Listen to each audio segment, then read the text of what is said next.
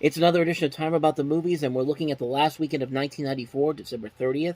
And we're going to look at some movies that came out on Christmas weekend, also looking at some 1994 leftovers as well, because there were a couple of films on there that I know came out this year that should be talked about, but was not on the list that I saw on Box Office Mojo. And we're going to start off, and we got 8 movies to look at, so before I say anything else, we're going to run through these really quickly. So I'm going to try my best to speed these up, so let's not waste any more time. Let's just jump on into the first movie that we have here, and that's the sequel to A Christmas Story, and that is, of course, My Summer Story, or It Runs in the Family, or several other titles that this movie goes by. Oh, another 5-minute wait. The old man tried to sneak by. Hold it! Son of a bitch! What was that, buddy? The old man turned on his innocent voice. I'm sorry, officer. Did I hear you calling me a son of a bitch? I beg your pardon, sir? He suddenly became hard of hearing, too. Did you call me a son of a bitch? Oh, heavens, no. Mercy me, officer. Good gracious, no. You just watch your lip, buddy. Oh, bless my body, sir. I certainly will. That is excellent advice, officer. I certainly appreciate that. Heavens to Betsy, I certainly will. Thank you very much, officer. The old man was certainly sincere. Son of a bitch! Charles Grodin may be one of the best things about this movie. I mean, he plays the old man so well in this movie. Actually, when you really think about it, everybody who's played the old man in A Christmas Story really is either one of the best things about the movie or the best thing about a movie, because of course, Darren McGavin cemented it perfectly. Charles Grodin here does a great job with his version. I really like Daniel Stern's version from A Christmas Story, too. It was one of the few things I really like from that terrible, terrible movie. And I like Christy Amanatopoulos in A Christmas Story live. I mean, I love that guy anyway. I mean, anybody who can do the old man, Mo from the Three Stooges, and Mickey Mouse, and do all those roles so well, he's one of my favorite underrated actors. But, with that said, let's talk about this movie in particular, because this is the sequel to A Christmas Story. There were a lot of things about this movie that didn't go quite well with this movie. I mean, the first thing you could say is that the title really didn't sell the film. I don't know how you managed to screw up marketing a sequel to A Christmas Story just on the title. A Summer Story would have made a lot more sense. My Summer Story kind of makes sense, except the first word, but then again, why call it A Christmas Story My Christmas Story? So why retitle it to My Summer Story, and then It Runs in the Family sounds kind of like a pretty generic title, especially since MGM pretty much used that for another movie with Michael Douglas and his family, which we'll eventually get to that one when we get to 2003. And yeah, but that's one of the problems here. Another problem, the release date. They kind of dumped this out there in September of 1994. They didn't even wait until the summertime. And they just dumped it out there, didn't put any advertising behind it, like they were really embarrassed by it. They put out Getting Even with Dad, which got far worse reviews than this movie did, and got panned more by critics at the box office. And they were perfectly fine with putting that out, but not this. Maybe you could make the argument that they thought The Lion King was going to be the big competitor that summer, but even then, there were still a whole bunch of family films that came out when The Lion King came out.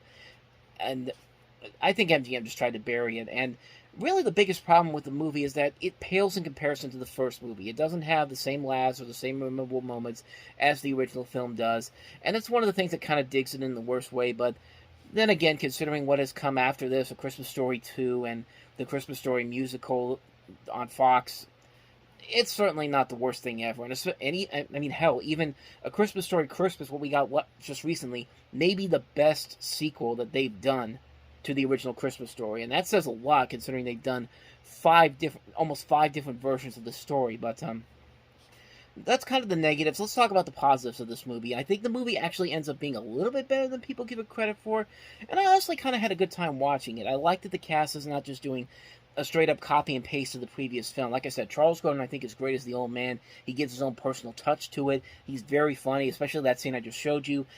Mary Steenburgen's very good as Mrs. Parker. Kieran Culkin, Macaulay's brother, is great as Ralphie. His brother Christian does a good Randy without just rehashing the film's previous version of him.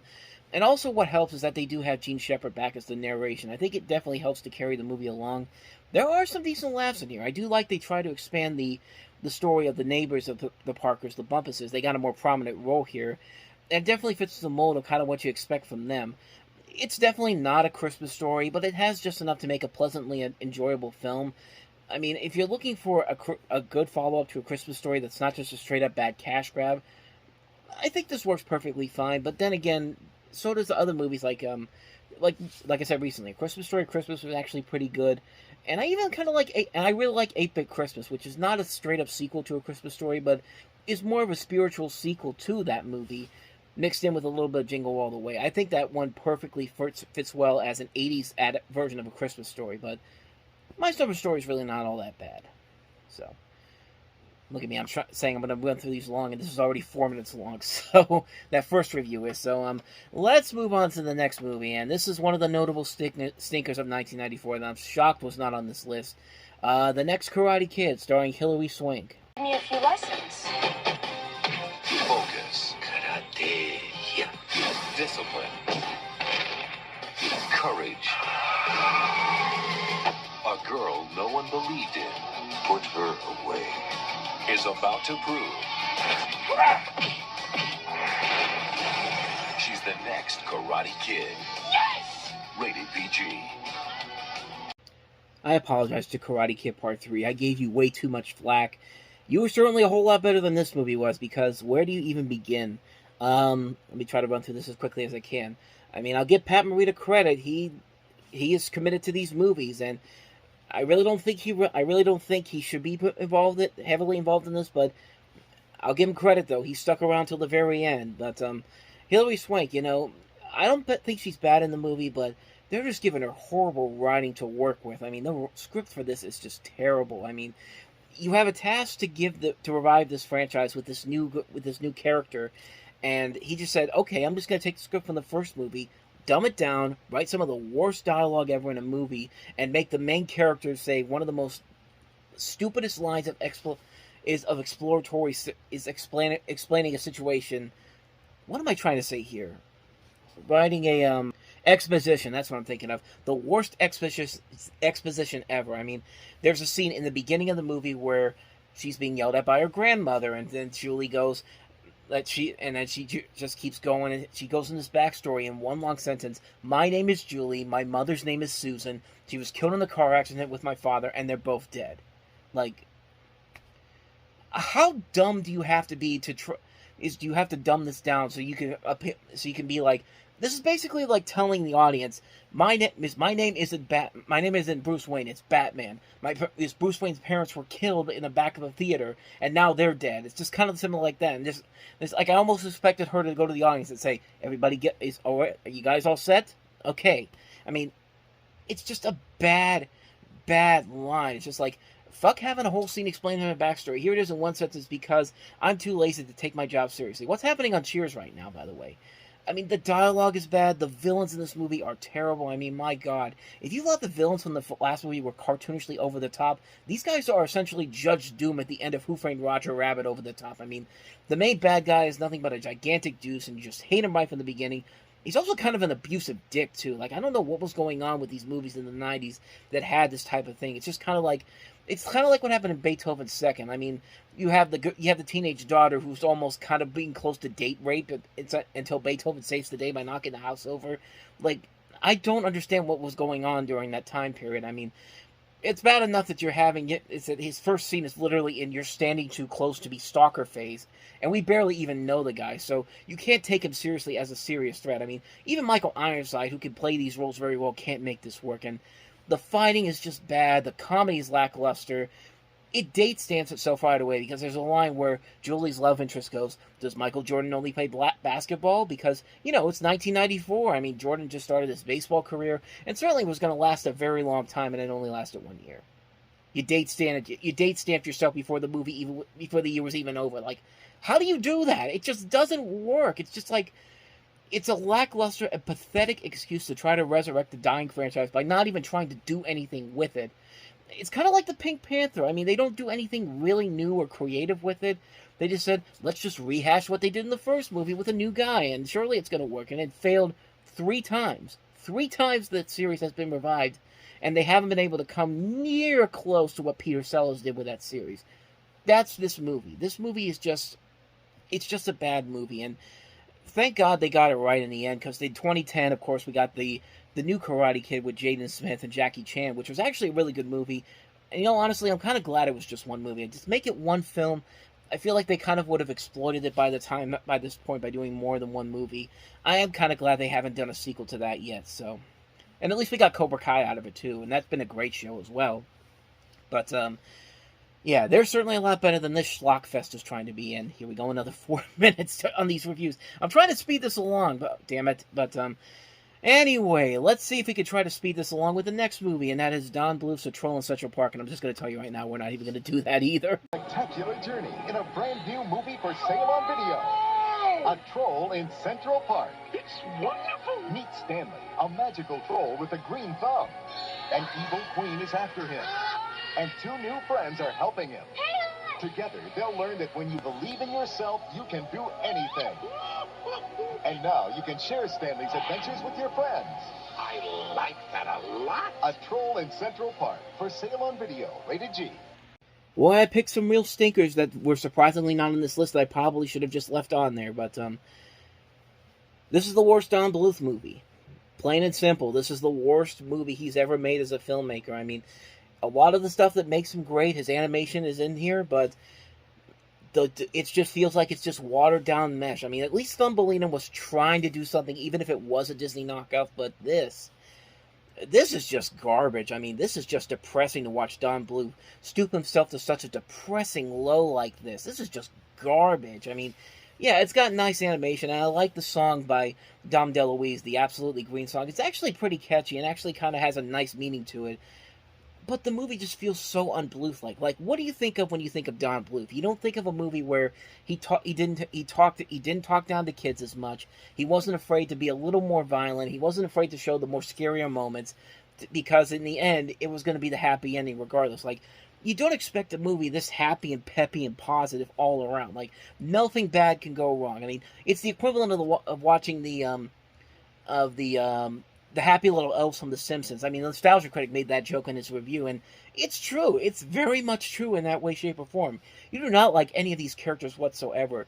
The movie pads out the runtime by doing nothing but filler. It's like when Family Guy overuses a Conway Twitty musical number, and they do it over and over and over again. It's like, you're not doing it to make us laugh. You're doing it to kill time. Do something. Give us a reason why I should care about what's going on in this world.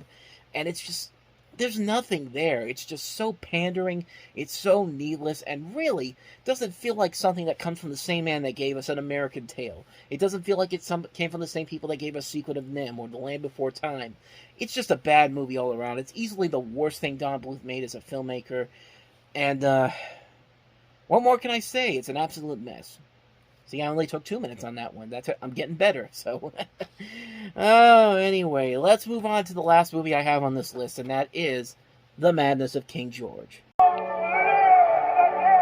Winner of 4 Academy Award nominations. Goodness me. Best Actor, Best Supporting Actress, Best Screenplay. Well, it's not bad for a madman. The Madness of King George. This film is not rated. Now playing at... So this is based off of the Broadway, but not even Broadway, this is based off of a play of the same name, The Madness of George III, which is written by the same screenwriter, Alan Bennett. And, I mean, this is a pretty good movie. It's a good showcase mostly for the actors involved in this. Nigel Hawthorne is a very good actor. You've seen him in such films as Madeline, a couple of other movies of notable worthiness. Helen Mirren's also in here. I mean, anything she touches usually turns into a pretty solid film overall. Ian Holm, Amanda Donahue, Rupert Graves, Rupert Everett. A pretty phenomenal cast in this movie, and it's a funny film. It's a film that's both very funny, very dramatic, and the performances overall work very well. It's an overall enjoyable film. I really don't think I need to say anything more about this one because it's a solidly made film. It's a nicely done period piece film. Even if you're not a big period piece type of person, you can still find a lot in here to really get invested into. It's a pretty good film overall. I highly recommend it, The Madness of King George. So, with that said, let's finally get on to some of these other movies that came out on Christmas weekend, and we'll start off with the first movie here, Robert Altman's Ready to Wear, a.k.a. Pret-A-Porter. Sex. Greed. You'll be rich now. Murder. What's his name? The dead guy. Some things never go out of style. In the year's most seductive comedy, Ready to Wear. Rated R. Starts Christmas Day. Another great director in 1994, making the worst movie of his career. I mean, what do we have? Rob Reiner. Last week we had Nora Ephron, and now Robert Altman. I mean, him coming off of two really great films beforehand, The Player and Shortcuts. And now you have this movie here. It's a movie that's supposedly a satirical comedy set around Paris Fashion Week, and you have all these different celebrities involved in here. The cast in this is a massive cast. I mean, you've got Marcello Mastroianni, you've got Sophia Loren, Rupert Everett, Julia Roberts, Tim Robbins, Kim Basinger, Stephen Ray, Forrest Whitaker, Richard E. Grant, Lauren Bacall, Lyle Lovett, Lily Taylor, Sally Kellerman, Tracy Ullman, Linda Hunt, Terry Garr, Danny Aiello. Just a huge cast overall, and that's not including the many cameos from different models at the time. And you have people like Cher and also Harry Belafonte making cameos. Naomi Campbell and Claudia Schiffer are also in this movie. Just a ton of cameos in this movie. And really, for the most part here, they play it too safe. And for Robert Altman, you expect much better from him as a filmmaker. I mean, I feel like this is a movie that they basically made because somebody at the Paris Fashion Week is just like, you know what, we want to make a movie about what goes on behind the scenes, but we don't want to show everything that goes on behind the scenes. We want you to play it as safe as possible, and this is the movie that we kind of get. And, you know, you expect a whole lot more from the same guy that did great films like MASH and The Player and Shortcuts and just these other movies, but it just plays way too safe. It feels like most of the time it feels like bad sketches on Saturday Night Live at times. It's just not an enjoyable film, and there's just way too many stars involved in this movie to make this movie work as a whole. It's just it's a real lackluster film, and I couldn't believe that, considering the director, Robert Altman, has made so many great movies, and this is one of those movies where you think he should be better than this, and it's just not there. It's just not a good film at all. It's a really lackluster film, a really terrible film overall, honestly. So, with that said, on to the next movie, and that is Safe Passage. 1 minute, I'm hot for Patrick, and then the next minute, I'm the mother of 7 sons. Safe Passage is one of the year's very best films. He was in the building that was bombed. Assume the absolute worst. It's really best for everyone. If Susan Sarandon doesn't win the Oscar, it would be a sin. The performance of a lifetime. Sarandon is excellent, says the LA Times. Safe Passage, rated PG-13. Now playing in Los Angeles nationwide, January 6th. Yeah, spoiler alert, Susan Sarandon didn't win the Oscar this year for this movie, but you're 1 year off, actually, by the way. We'll get to that when we get to Dead Man Walking, but as far as Safe Passage goes, it's kind of similar to Ready to Wear. It feels like something you'd see on TV. It feels like an extended episode of something like Party of Five or Melrose Place in a way. It just doesn't feel like a movie that's warranted of a theatrical release, despite the fact that they have this talented group on board. Susan Sarandon, Sam Shepard, Marcia Gay Harden, Sean Astin, Nick Stahl, Jason London. Just a phenomenal cast overall, and it's just like, you expect a whole lot more with them on board, but again, it just kind of feels like something I just kept waiting to hear the announcer talking about on the next episode, A Party of Five, or Melrose Place, or one of those 90s shows from Fox back then, which those shows would work better than this movie. But I mean, it's not a total waste, but you expect a lot more with the people on board on it. So that's Safe Passage. Let's move on to the next movie, and that is Legends of the Fall. From the moment she entered their world, their lives would never be the same. Did you seduce her just to spite me?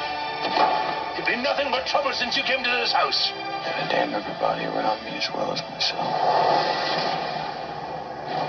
Brad Pitt, Anthony Hopkins, Aidan Quinn, Julia Ormond. Legends of the Fall, rated R. At theaters now. I mean, it's an alright film. I think mostly because of Brad Pitt, who really gives one of the film's strongest performances. This was another one of those films where everybody looked at it and realized that, you know, Brad Pitt's actually a much better actor than I think we gave him credit for. And sure enough, this is another great film that everyone was looking at and going like, yeah, this guy's actually a superstar in the making, and he's working off with these heavyweights. You know, Anthony Hopkins, Aidan Quinn, Julia Ormond, Henry Thomas. Just a phenomenal cast overall here. I wish the movie didn't feel like more of an Oscar baitish type of film. I feel like they were trying a little bit too hard to actually try to make this the Oscar contender for the year. It's another one of those Oscar baiters type films. And from Edward Zwick, who made a great film with Glory, but then followed it up with the lackluster Leaving Normal, I felt this was kind of on that same level. It's just a movie that doesn't feel like it's trying its hardest to actually tell a legitimate story. It just feels like it's something that they're just trying to make so they can get the Oscar crowd involved in here, and it just didn't work overall. It's a film that works mostly because of the casting, but even then, it's barely crossing the levels of working as a decent film. Other than that, though, it's a mostly forgettable film. I would say that only watch it to see a really good performance by Brad Pitt. Other than that, though, you could probably skip it and you wouldn't be missing out on anything important. With that said, on to the last movie, and that is Paul Newman in Nobody's Fool. Presents Paul Newman. How about you and me go out there and get ourselves naked and then just see what happens? Okay. 60 years old, still getting crushes on other men's wives. I would hope by the time I'm your age, I'm a little smarter than that. Can't hurt to hope. Sure off to a slow start. In a movie you can count on I could legally shoot you and get away with it. to surprise you at every turn. Not unless I'm breaking and entering. Are you going to break and enter? Does it ever bother you that you haven't done more with the life God gave you? Not often. Now and then. Nobody's Fool.